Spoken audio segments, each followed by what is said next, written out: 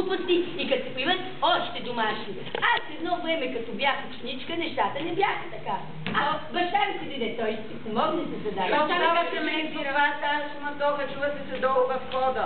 Кой разбира се, се запърва на нас, да, как се маги, сега трябва да готва. Какво си готвила? Така.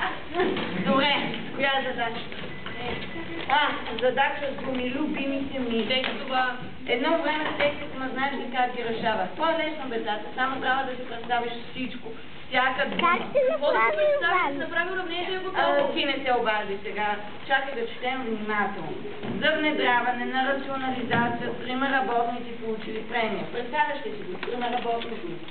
Аз не знам какво е рационализация. То заводи не останаха те рационализации. Мамо, моля се. Рационализация ли не е... Няма значение, уравнението, да си го направим. Ама аз и премия не знам какво е. Ма те на заплати на хората вече не дават. Все па премии задачи. Мамо, моля се. Чекай да четем сега. След като първия получил 3,16 от общата сума, останалите 3120 лева. Много пари са това. Ето, делим на 3, умножаваме по 16. Той какво е като слав? Общата сума. Като слав. Айде го пробва да сипвам ли? Сипай. Това е останалата. Добре, дай да продължим, все ще се отпуши някъде. Аз да ви питам, те защо в началото още не са си ги разделили по-равно, покупували, раздавали, събирали, объркана работа. Съвети ме да я прочета поне. След като втория закупил на семейството си подаръци, купуват хората.